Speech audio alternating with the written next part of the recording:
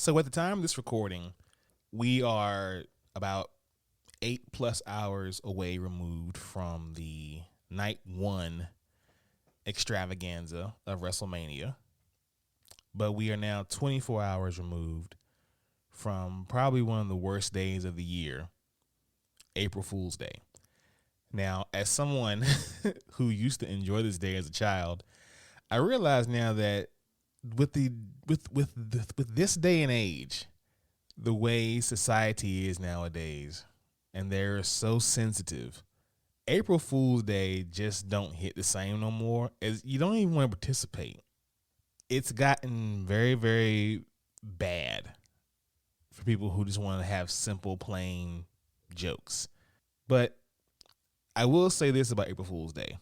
There are some marks that are easier than others. And I have a top 5. So at number 5, the 5th easiest mark to fool on April Fool's Day are perverts.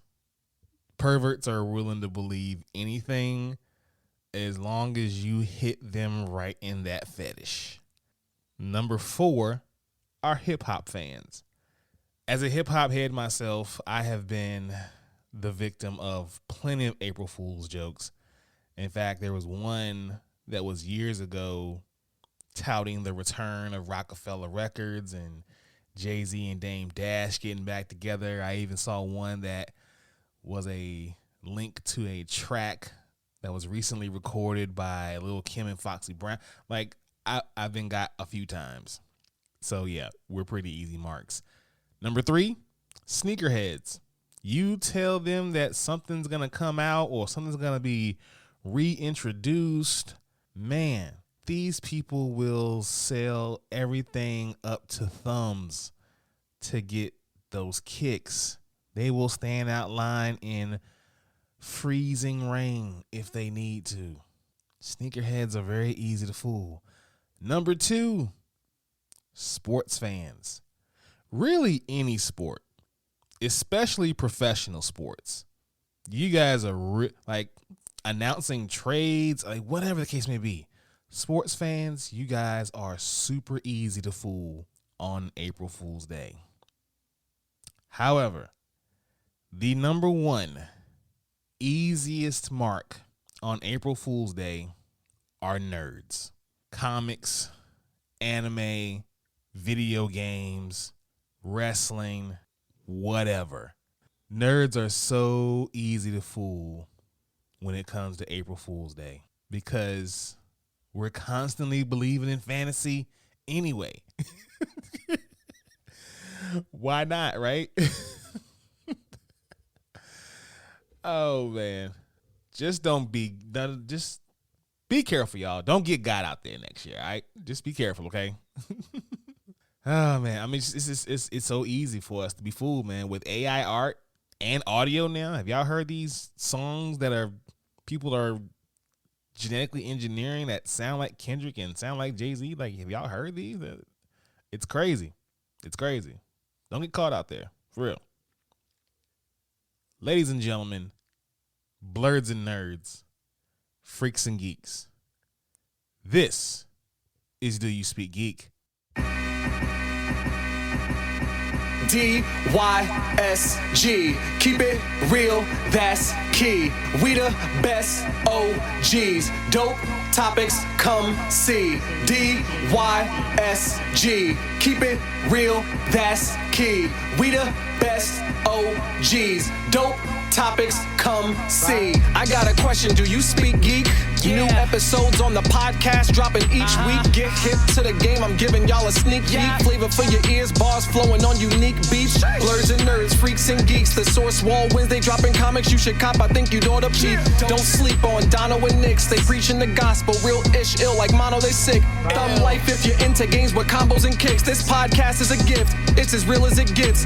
Words taking over. With clever marketing, we gain exposure. Feeding the community magic. Your boy's a nerd promoter. The dialogue is Jimmy Crackcorn. We aiming for gold. The truth was told. I can't speak for other platforms. Sharp as cats out like knives, claws, and tack thorns. We blacking out, going crazy like a black storm. DYSG, don't forget to follow back. Hosting on the airwaves, always keeping it a stack. Flowers to my haters, psych, I ain't giving y'all jack. Number one on the charts, give your boy a gold plaque.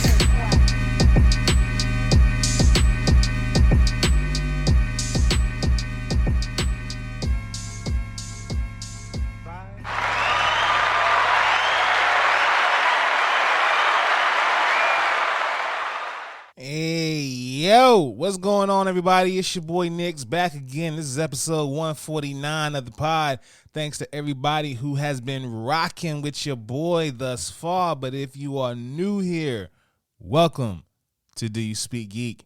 This is the podcast. We bring you all the latest and greatest inside the geek realm as far as news and reviews. Shout out to Spreaker, that's the home team. But wherever you get your podcast, please be sure to search for Do You Speak Geek and hit that subscribe. And please don't forget to follow us on social media. Facebook at DYSGFB, Twitter at DYSG_tweets, Twitch at DYSG_games, and Instagram and TikTok at Do You Speak Geek. The YouTube channel, the only place you can find the Dono and Daddy Show. Please be sure to subscribe, like, Hulk, smash that bell for all notifications, and leave comments. We want to know what you guys think. Be on the lookout for this week's First Friday fights for the month of April. We're bringing y'all Wonder Woman versus Android 18. That should be a pretty heavy battle. But before y'all get into that, let's go ahead and get into the pod. Let's do what we do about this time, people. Let's speak geek. Suit up. I want to be the very best. Talk nerdy to me.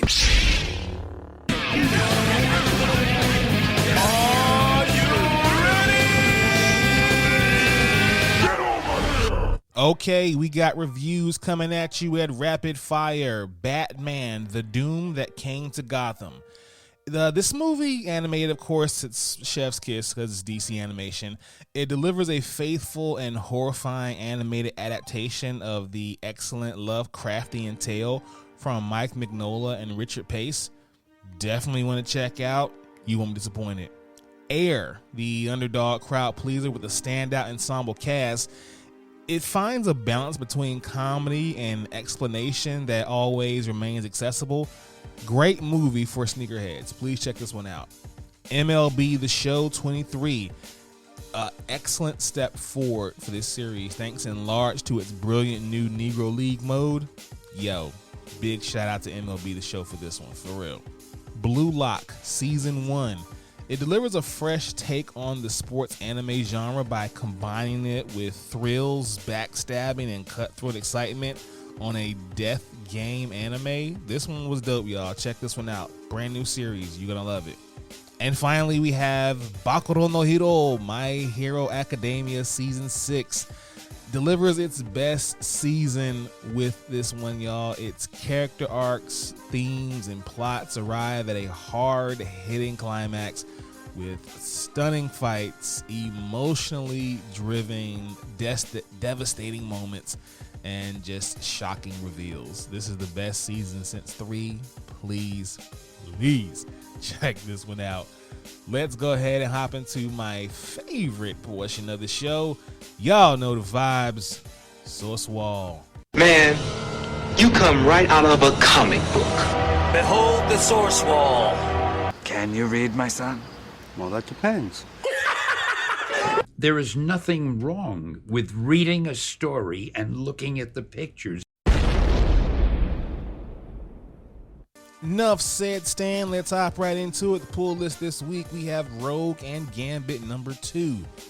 The future of mutant kind rests on Rogue and Gambit's shoulders. Granted a vision of Krakoa's demise, Destiny knows the one way to save their paradise. Find Manifold and hide him away somewhere so deep that no one, not even the allies of the Avengers, can find him. that won't sit well with Earth's mightiest heroes. The King of Wakanda comes for Marvel's premier couple, but the Black Panther is just the first on a very long list of problems. And when someone else steals Manifold away, Rogue and Gambit find themselves in everyone's crosshairs. Hey man, cross the king, eat the claws. I'm just saying. Check that one out. I Hate This Place, number 7. No place on the ranch is safe now that Trudy's murderous survivor cult family has invaded the house. Will the couple stay and fight, or will they take their chances out on the farm? This is a good series, y'all. Please peep this one. Flawed, number 6. Relic confronts her traumatic past in a face-off with Scratch. Higgs savagely claims his place as the self-appointed Kingdom of Setham, and Davis and Jim team up to take Higgs down, even as Jim faces personal consequences that may doom all of Setham.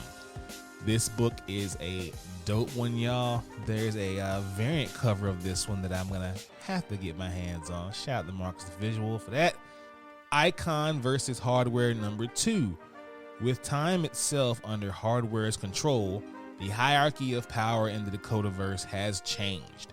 Having altered events so the Big Bang never happened, Curtis Metcalf now finds himself as the head of Alva Industries.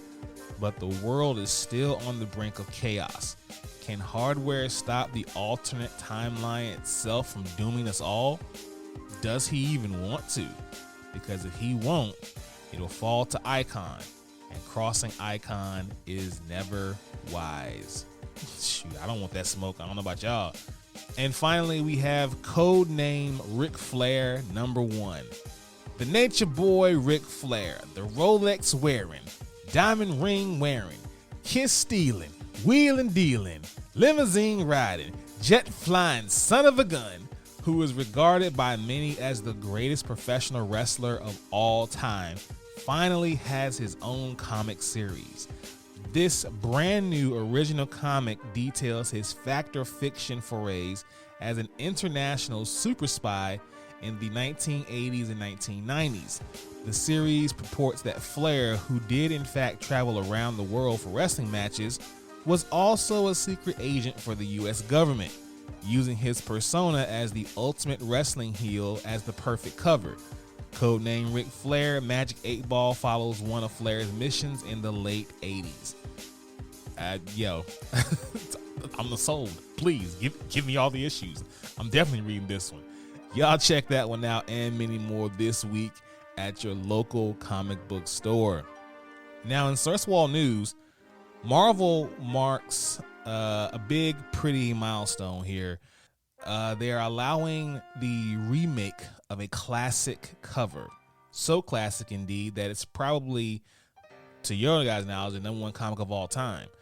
One of the most iconic Marvel comic images of all time has just been given a full makeover for 2023, with Kingdom Come artist Alec Ross rendering a new, fully painted take on Jim Lee's X-Men #1 art.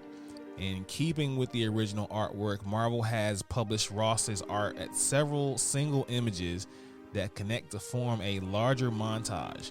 The first of these covers will appear as a variant to the relaunch Uncanny Avengers #1 in August, with the remaining covers to be arrived later in 2023.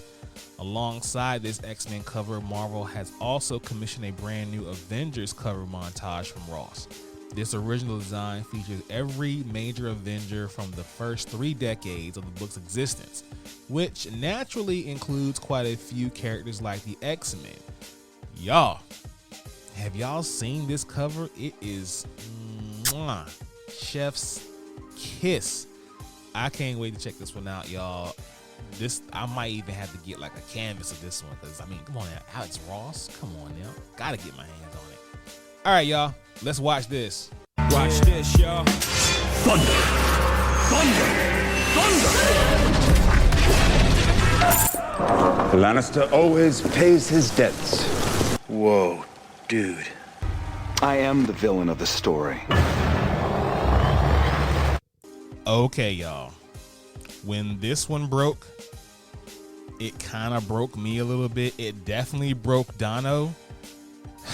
Y'all, a Scott Pilgrim anime is on the way from Netflix, starring Michael Cera, Chris Evans, Brie Larson, and all, I repeat, and all of the original movie cast as voice actors.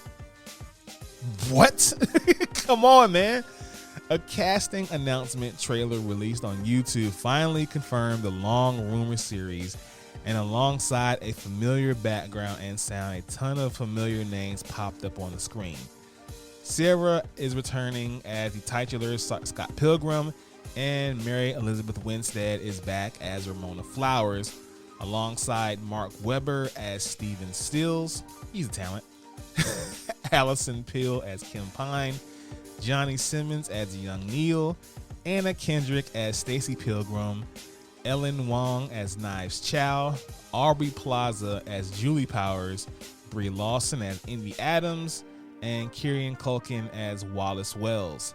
The show will also feature at least a few evil exes, as Evans is back as Lucas Lee alongside Satya Bobby as Matthew Patel, Brandon Routh as Todd Ingram, Mae Whitman as Roxy Richer, and Jason Schwartzman as Gideon G-Man Graves.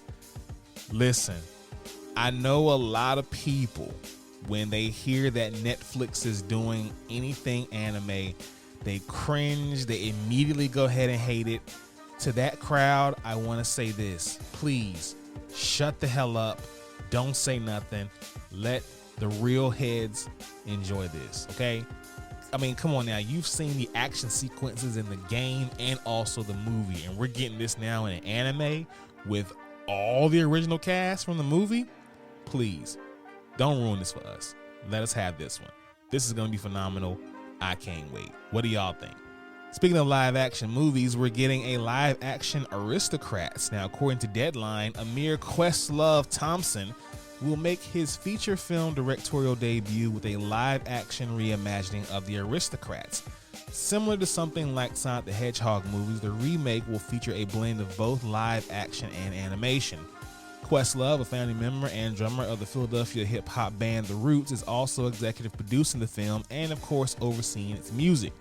The script was written by Will Gullick, the filmmaker behind movies like Peter Rabbit and Easy A, and Keith Bunny, the writer of 2020's Pixar film Onward.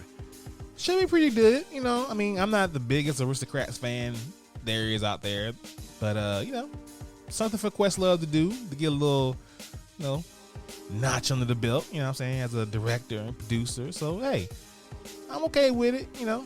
Aristocats isn't really doing those upper echelon, like, you know, it's not like Lion King or, you know, some other bigger film. But you know, hey, I'll check it out. We'll see what happens. What y'all guys think? Aristocats live action remake, y'all with it? So it looks like Liv Tyler is back in the MCU. Betsy Ross is back. The Hollywood Reporter is reporting that Liv Tyler, who last appeared in 2008's The Incredible Hulk, is set to join the cast of Captain America: New World Order. According to the new report, she will reprise her role of Ross, who attempted to assist Ed Norton's Hulk through the course of the movie. Hulk was subsequently recast in the Avengers, and Tyler vanished from the MCU, though her character was among those confirmed to be caught in Thanos' snap. Word of Tyler's return follows the news that Harrison Ford will play General Thaddeus Ross, who is her character's father in the film. Thaddeus Ross, who was portrayed by the late William Hurt, was a reoccurring antagonist throughout several MCU films and is set to play a role in Thunderbolts. So, Betsy Ross is back. Thaddeus Ross is back. What do you guys think? You think we're finally going to get a glimpse of a Red Hulk and a Red She-Hulk? What do you guys think? I don't know, but we'll see. Anything can happen in the MCU. That's all I know. Okay, guys, let's go ahead and hop into some life. Peace, love, and video games! That song like Donkey Kong.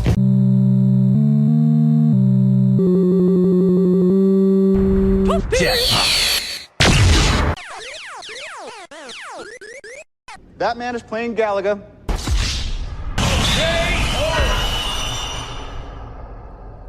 Okay, y'all, I only got one piece of news here for Thumb Life, and damn it, it's a big one. E3 has been canceled. Almost a year after announcing its return, the Entertainment Software Association announced to its members that this year's Electronic Entertainment Expo has been canceled. Two sources have confirmed to IGN that the organization announced the cancellation via an email sent out to its members. The email said that while E3 remains a beloved event and brand, the 2023 version simply did not garner the sustained interest necessary to execute in a way that would showcase the size, strength, and impact of the industry. The ESA concludes the email by reiterating its commitment to advocacy work. It does not mention undertaking the show again in the future years. Following IGN's report, the ESA issued the following public statement from Kyle Marsden-Kish, Global VP of Gaming, Reed Pop. Quote, "This was a difficult decision because of all the efforts we and our partners put toward making this event happen. But we do what was right for the industry and what's right for E3. We appreciate and understand that interested companies wouldn't have playable demos ready and that resourcing challenges made being at E3 this summer made it an obstacle they couldn't overcome. For those who did not commit to E3 2023, we're sorry we can't put on the showcase you deserve and that you've come to expect from Reed Pop's event experiences." The press release adds that Reed Pop and the ESA will continue to work together on future E3 events. Wow. So, in a nutshell there, the people who were invited, I guess the companies that were invited didn't have demos ready, they didn't have anything to bring to the table, or they just said no right out.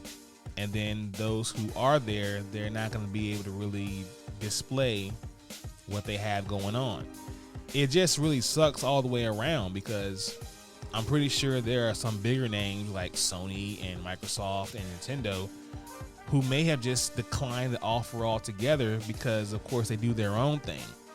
But then you have other companies who couldn't get demos ready, and that's no slight on them. I mean, they just probably are having just issues getting things ready, and you know, we're all in some way or another still kind of rebounding from the pandemic. And for those who are there already, especially the independent developers, like, damn, that sucks because they made all of this effort and work to have these things ready, and now they're not gonna be able to showcase it. And they don't have a big platform like, say, a State of Play or Nintendo Direct. It just really sucks, man. I really think E3 should just solely focus on independent developers because they don't have the platforms that these bigger ones have. And for the bigger ones, you know, if they don't come back to E3 ever again, hey, it's fine. You got your own platform. But anyway, I don't know. That's just how I feel. What do you guys think? Should E3 have been canceled? Should we just let the people who wanted to be there just be there? I don't know. That's just how I feel. But anyway, that is the pod. Hope you guys enjoyed yourself, but I'm going to go ahead and get out of here. Thank you all for listening.